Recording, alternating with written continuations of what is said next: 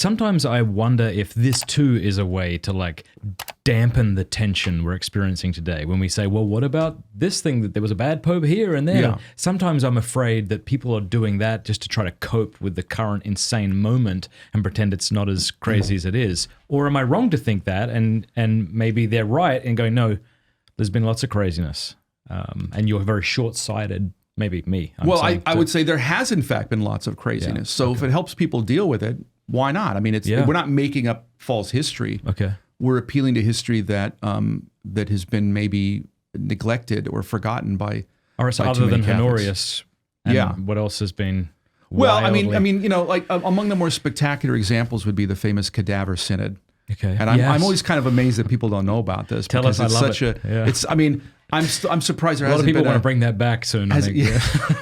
There's going to be some. I'm not saying I do. I'm just saying there's probably some people who are going to want to bring that back. Plans for I'm surprised there hasn't been a mini series about this or something. It's perfect for it's perfect for Hollywood exploitation.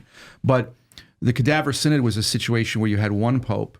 It was Pope Stephen VI, I think. I might be getting the names and numbers wrong, but I'm much better with abstract. Philosophical lines of argumentation than with historical details. Sure, so when I'm writing on historical things, I've got books open to remind me of what number was that Pope. But anyway, so he was Pope Stephen, and he had his predecessor, it was Pope Formosus, I believe, literally exhumed, dug up, his body put on trial, and he was condemned, post-mortem, condemned. And I think he had his fingers cut, the fingers with which he would make his blessings cut off, the body thrown into the Tiber, and all his official acts nullified. And then Stephen himself was later imprisoned by, I don't remember who it was, the nobility of Rome or whatever. I don't remember the historical details here. I think he was strangled in prison. Someone else elected in his place who nullified all of Stephen's acts. Wow, I didn't know about that bit. And reinstituted Formosus' acts. But then I think the Pope after that reversed that. And so you had chaos in the church for several decades where no one really knew for sure. I think things like the validity of ordinations and so on. I can't remember all the details, but imagine having YouTube and Twitter back then. Oh, it would be insane. But the administration of the church was in chaos there. Certainly, probably in the outskirts, where you didn't have, precisely because you didn't have the kind of communication systems we have now. Yeah. A lot of this was probably, just craziness in Rome. Who knows what's going on there? But certainly in the immediate environs, you just had chaos in the administration of the church for quite some time.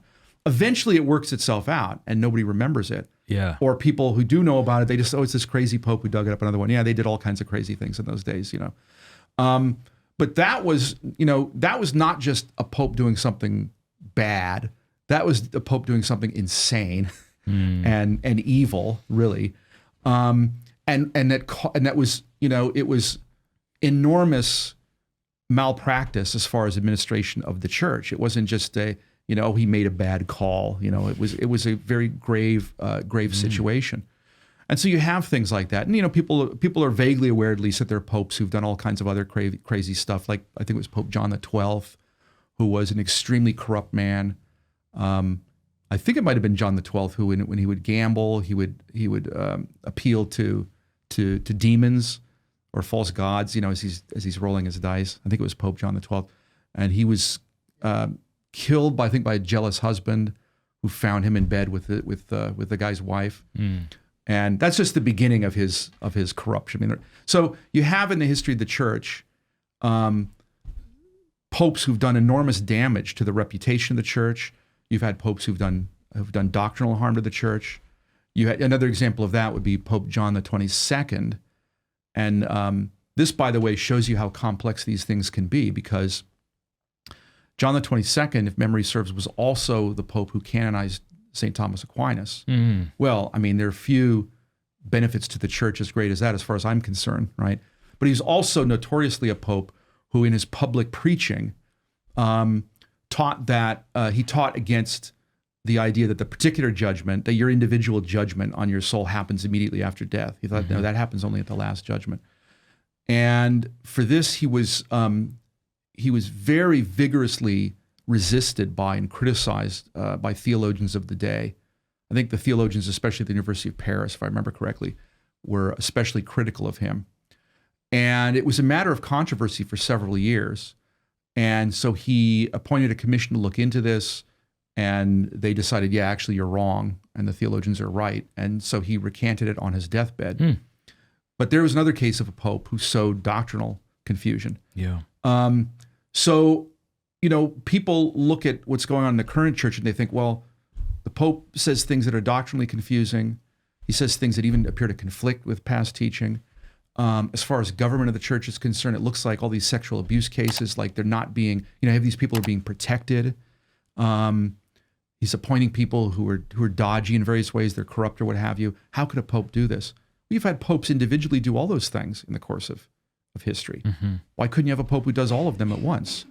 I mean, it's bad, it's depressing, but it's not a surprise, really. I mean, that kind of stuff happens. So, to my mind, it's been scandalous. It's upsetting, but it doesn't remotely falsify Catholicism, in my opinion. Men, do you feel stuck in old idols or burdened by the pharaohs of our time?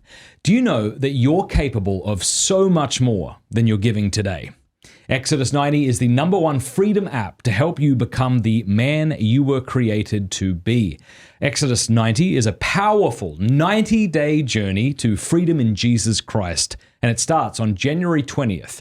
I've met so many men from all around the world who have been blessed by Exodus 90. So download the Exodus 90 app today to join tens of thousands of men from all around the world for Exodus 90, starting January 20th, leading up to Easter Sunday. We all have pharaohs and idols in our lives, things that hold us back from being who we were created to be, things that keep us from love. It's time to leave our pharaohs and idols behind to journey to uncommon freedom in Jesus Christ. Join the men of Exodus 90 and Father Boniface Hicks, Benedictine monk and renowned spiritual director, who is the spiritual guide for Exodus 90 this year. We will establish daily habits of prayer, discipline, and brotherhood as we journey to greater freedom in Jesus Christ. So, go to exodus90.com/Matt to learn more about Exodus 90. That's exodus90.com/Matt to join tens of thousands of men from all around the world for Exodus 90, starting Monday, January 20th, and leading up to Easter Sunday.